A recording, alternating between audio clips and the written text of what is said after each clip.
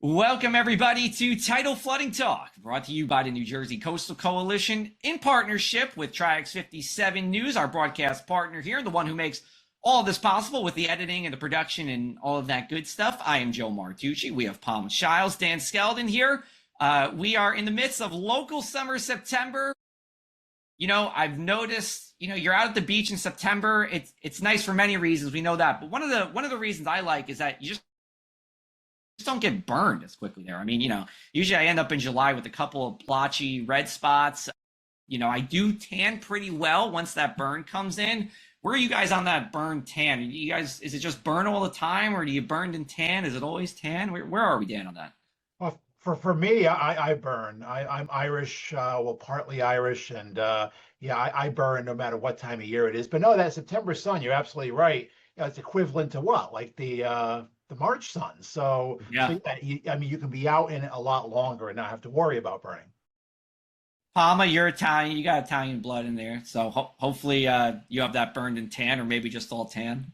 Yeah, well, despite, the fair complexion, I do tan usually. I might burn a little bit in the beginning, but then I tan.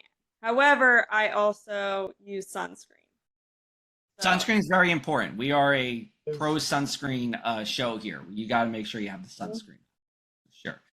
All right, we're gonna move away from the sun. We'll talk about the water here for this episode. We're gonna talk about the top 3 storm surges in New Jersey's history, America, and the world. And there's really no better person to talk to this about than our guest here, Hurricane Hal, Dr. Hal Needham. He's an extreme weather and data scientist focusing on flood information systems and storm surge. Hurricane Hal is the lead writer and podcast host for GeoTrek, and the owner of U-Surge, that's U, the letter U, dash Surge, which tracks high water marks across the country, including in New Jersey. Dr. Hal, thanks for joining. I have one bone to pick with you, and I was on your U-Surge website.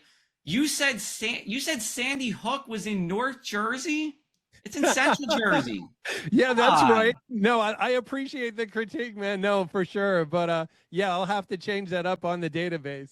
All right. Well, I'll be keeping tabs on that. Make sure you have Sandy Hook / North Jersey. I think where you were trying to go with this is during Sandy, talking about the flooding further up north in the state. But as a Central Jersey resident, and most of my life in Central Jersey, I just had to, I had to make sure we weren't in North Jersey there when you talk about Sandy Hook. No, for sure. And I think what I was thinking is, yeah, no, it's great to be here. I think I was thinking it's kind of farther north on the Atlantic side, there, but you're right. It's not really North Jersey. don't let him bully you. Now, Hal, if you switch it to Central Jersey, you're going to get people saying, "Hey, there is no Central Jersey." Yeah, huge can of worms. Joe's the pot stirrer here, so. I do want to say this though before we get into serious conversation. My brother-in-law, who grew up in Bergen County and lives in Bergen County all the way in the northern part of New Jersey, he thinks that New Brunswick is in South Jersey, which is just south of the Raritan River. And he thinks that Sandy Hook is in South Jersey. I said, well, what do you call Margate? He said, I don't have a word for that. So, maybe that's it. It's all relative. I don't know how you feel about that. I grew up going to Stone Harbor, Avalon, so like everything north of Wildwood is North Jersey for me. Maybe that's it. Maybe it's all relative, right? Well, there is at the Cape May Canal, which separates like the far lower part of Cape May County from the rest. There is a sign on one of the bridges that says North Jersey. Anything north of there, and in South Jersey with that arrow. You guys, do you know that sign, Palma and Dan? You know what I'm talking about there? I do. I got a picture in front of it, and I love it. And I think it's to each his own. I think it's right. It's where you are in Jersey is in the eye of the beholder. I agree with that. I guess so. So, oh, good, Palma. I'd like to start just first by asking, what inspired you to become Hurricane Hal? Yeah, I grew up just so excited about extreme weather. For growing up in the Northeast and on the Jersey-Pennsylvania border area, blizzards were the big thing. But then I just had the opportunity to move to the Gulf Coast and do a master's and PhD. And at that time, storm surges were this huge deal. This was about 15 to 20 years ago. So I ended up building the U.S. Storm Surge database. I was in Louisiana 8 years, and now I've been in Galveston, Texas, the site of the deadliest disaster in U.S. history the last 9 years. And storm surge is a big deal down here, like it is for you guys as well. So Hal, a very insightful of your parents to name you with a first name that begins with H, just so the alliteration. I wanted to ask you how you got the nickname, like, and when you got the nickname, and then in the spirit of your nickname, how many hurricanes off the top of your head have you been in or achieved? Yeah. Great questions. You know, when I built the first storm surge database for the U.S., I thought we got to communicate this stuff. So in 2010, just for that hurricane season, I made a blog called Hurricane Hal's Storm Surge Blog, and the website actually had the number 2010 in it. I just thought it was a one-year thing. But then people were so interested in this, and then the name Hurricane Hal stuck. So what I thought would be just for the 2010 season, it stuck here 15 years later. As far as hurricanes and tropical storms, I've either lived through or done field work in 23 hurricanes and tropical storms, mostly in the States. I've been in the eye of Hurricane Grace in Mexico and done some field work and after some hurricanes internationally as well. And Hal, tell us about like your education. Like, where, were you always studying tropical meteorology when you were, a student in school? Like, how did that work out for you? You know, it's interesting. I went to Penn State. I started studying meteorology. I switched over to geography, that interface between the physical and the human. And then I lived in the Middle East for a few years. I lived in interior Alaska a few years where I really professionally became a climate scientist. And my interest was really for much of my life, Arctic weather, cold weather, snow and mountains, but just an opportunity to move south and study storm surges. I really embraced the tropical thing. When I moved to Louisiana, I'm like, okay, if I'm in Louisiana, this was 3 years after Katrina. I'm like, I'm just throwing myself into storm surge. Storm surge is the world's most deadly and destructive natural hazard. When I got to Louisiana in 2008, I couldn't believe there was no database. So this became my passion, really building out these storm surge data. And I just went headfirst into the whole tropical thing, and I've kind of been there ever since.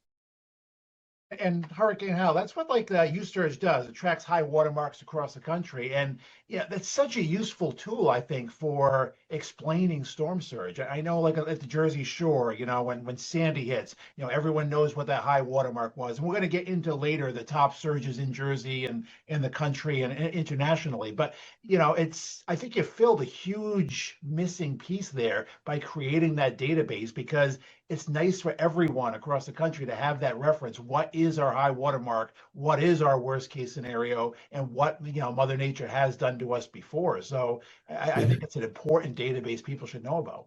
Thank you, Dan. And you're spot on. And if I could urge people, what we really miss often is the deeper history. When I was in Hurricane Helene in Tampa last year, I was going up and down streets. I mean, the National Hurricane Center said most of these houses are going to be underwater. Almost everyone I talked to was dismissive. We've been here since 1978. We've never flooded. Everyone that I talked to was very dismissive. The next morning, these houses are underwater. People are in the streets in disbelief. For them, it's the first time they ever flooded.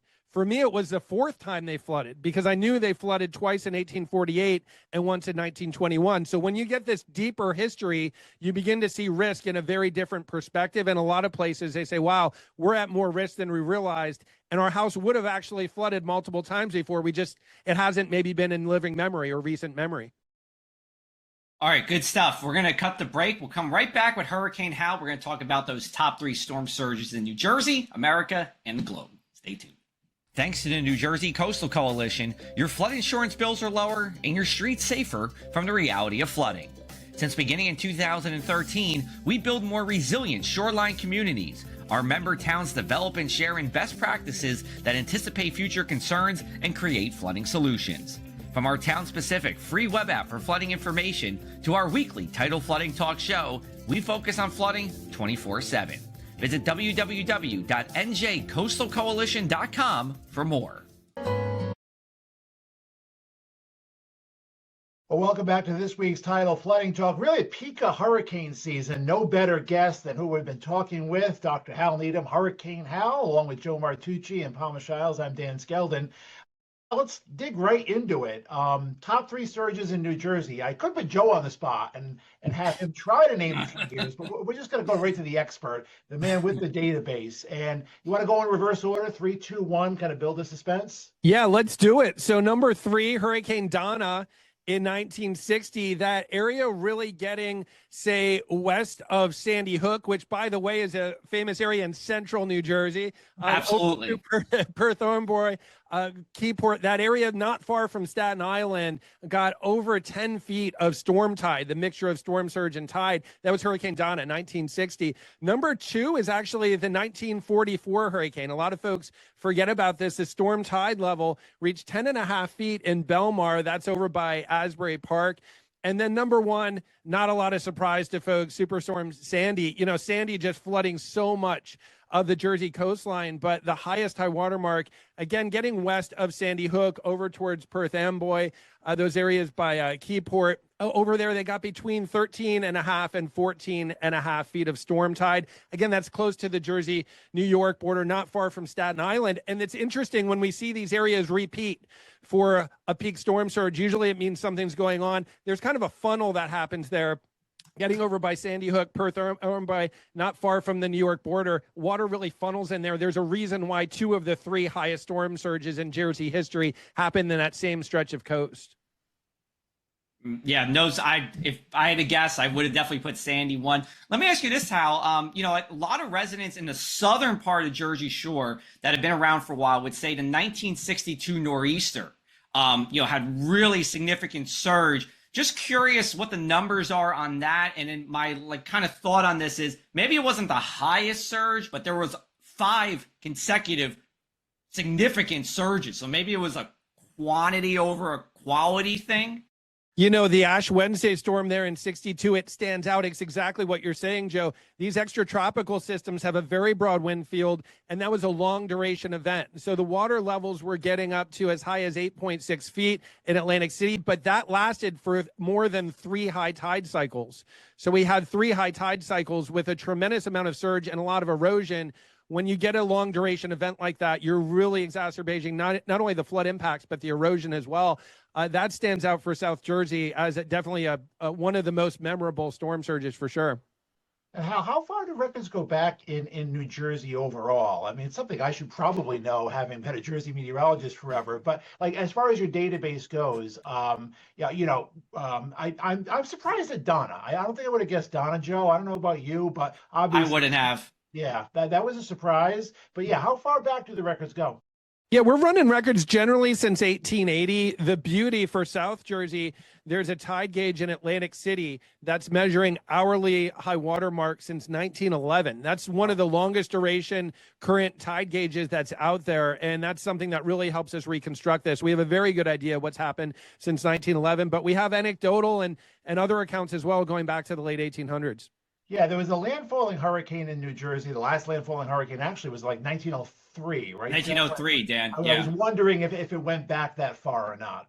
Yeah, and that's something we don't have that on the tide gauge record, but it's something we do everything we can to bring together any anecdotal information out of newspapers, photographs, journals, and we're often adding new events. So that's something that we're going to go back. Actually, I'm giving the keynote address at the New Jersey Association of Floodplain Managers Conference in Atlantic City in October, and we're going to actually go back through those early 40 years just to make sure we've gotten everything. So we may be updating it. Stay tuned for any updates to the database. Now, shifting to the U.S., what are the top 3 storm surges in our nation's history? Yeah, great question. So number 3 is Hurricane Carla in 1961. Over 22 feet of storm surge in coastal Texas down by Port Lavaca. Number 2 and number 1 happened in the same location. It's past Christian, Mississippi. They're not going to be surprises. Hurricane Camille, 1969, a Cat 5 landfall in coastal Mississippi. 24.6 foot storm surge there in past Christian. And then Katrina, 2005. It's a 27.9 foot, close to 28 foot storm surge. When I started building the database, I thought, what a coincidence. The same location gets number 1 and number 2. I didn't fully understand. Part of the attribute of a storm surge is the storm itself, but a lot of it's your coastal geography, where you have shallow water, where you have a right angle in the coastline where water funnels in, bays, harbors, things like that. There are reasons why these areas like Pass Christian, Mississippi are number 1 and 2 in the U.S., and areas, say, west of Sandy Hook for New Jersey are number 1 and 3. These areas that are the bad actors tend to repeat over time, and there's a reason why they're so vulnerable. Now, just to follow up, do you feel that there are certain areas where people tend not to forget? As you said earlier, like as time goes on, if you haven't had a major flooding event, you kind of say, "Oh no, I'll be fine. We're not going to flood." Do you see that typical in locations more than others? Generally, areas that have had a big hit in the last 20 years, people take it serious. For the longest time, my biggest concern was west coast of Florida, because they had not had landfalling Gulf hurricanes in places like Tampa, St. Pete, Fort Myers until recent years. So people would say, oh, I've been through hurricanes my whole life. They had not really seen a landfalling hurricane pushing a big surge. So I get concerned about areas that have had near misses, but they haven't actually seen a direct hit. People say, oh, we're familiar with hurricanes. They haven't actually seen the worst case. And I wanted to actually just very briefly go back to Jersey. What stands out to me when I look at the South Jersey record, this is very, very unusual. We don't have any high water marks in Atlantic City exceeding 9 feet, but 9 times we've had high water marks between 8 and 9 feet. That's really unusual. For most places, you have 1 or 2 events that really stand out from the others. In Jersey, we don't see that. We don't see anything over 9 feet, but we see 8 feet reach 9 times.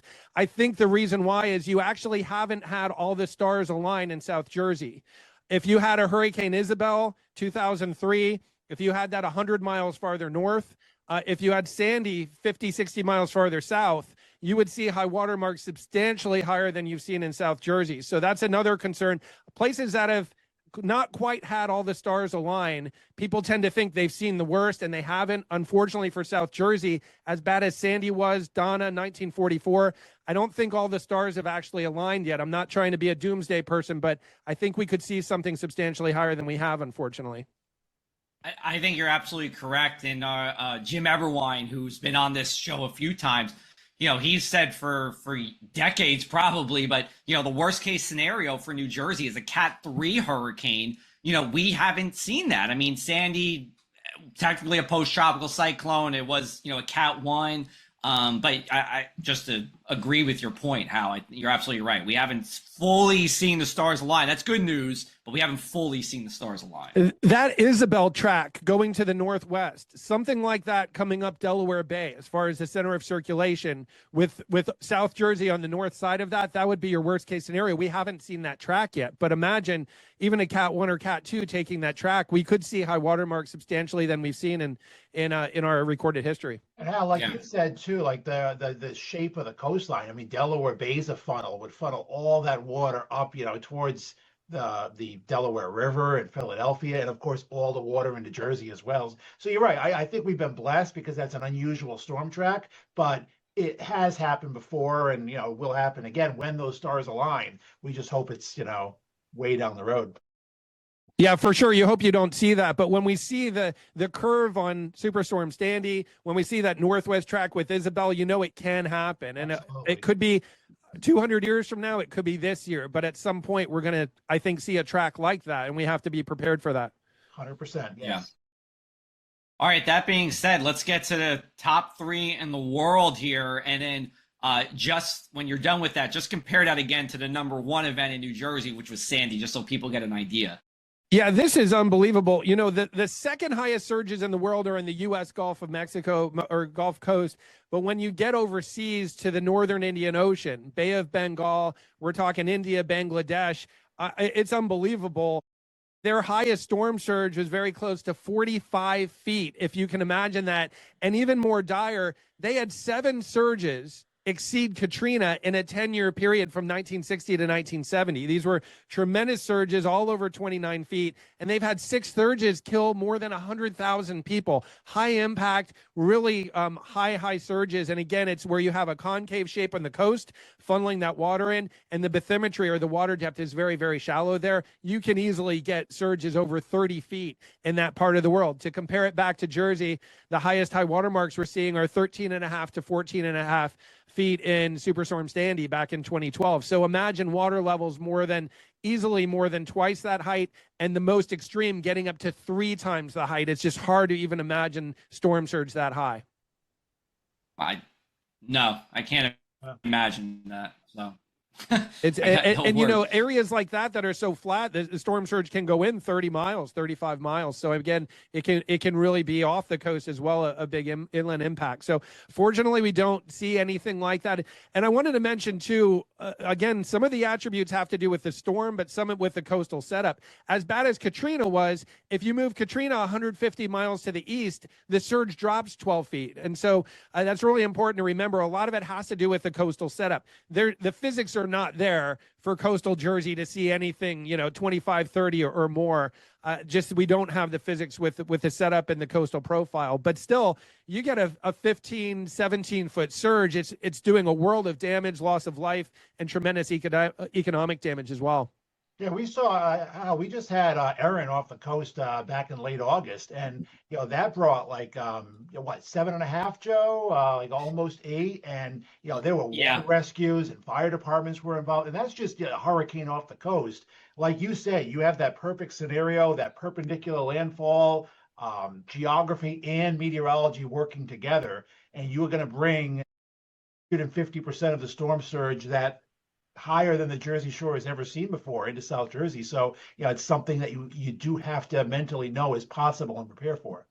That's exactly right. We could see worse than we've seen. And also these moderate level surges. I mean, we know sea levels are rising. A lot of coastal areas are subsiding or sinking. And you just get a prolonged event with a lot of erosion. It's just going to do a big impact. It's going to wash that sand out from underneath people's homes, the dunes. I mean, all of that is a big coastal impact. All right. Well, that's our top 3 of New Jersey, USA, and the globe. We'll take one more break. We'll come back with Hurricane Hal on Tidal Flooding Talk.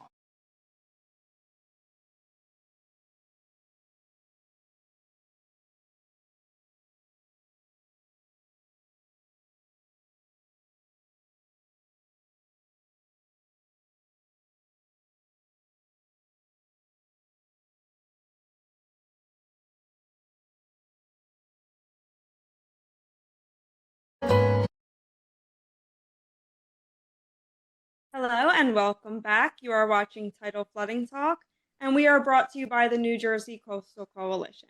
We would like to remind our viewers to stay safe and act fast. Floodwaters are not just an inconvenience. They can cause fires, contamination, and serious structural damage. If severe flooding is expected and officials recommend that you evacuate, don't wait, just go. Have an emergency plan in place, prepare for the worst, and prioritize safety over all. All right, we are back with Hurricane Hal. Last segment here. We were talking off camera, talking a little bit about the Saffir-Simpson scale and the hurricane cone. Tell us what your thoughts are on that. We'd love to hear from you, just being such an expert in this field. Yeah, we have a scale based on wind, the Saffir-Simpson scale, but most people die and most of the damages come from water, and the two don't correlate. So you hear people saying all the time, oh, this is only a Cat 1. Oh, it's been downgraded. It's no longer a Cat 1. Now it's a tropical storm. If there's 8 feet of water in your house, it doesn't matter. So keep in mind, pay very close attention to the National Hurricane Center, National Weather Service, your trusted local meteorologist. The flood forecast and the wind forecast can be very different things. And so don't be blindsided or think something's only a Cat 1. And then as far as the cone of uncertainty, we see that cone from the Hurricane Center. A lot of people think that's an impact cone. They think if I'm in the cone, bad. If I'm out of the cone, good.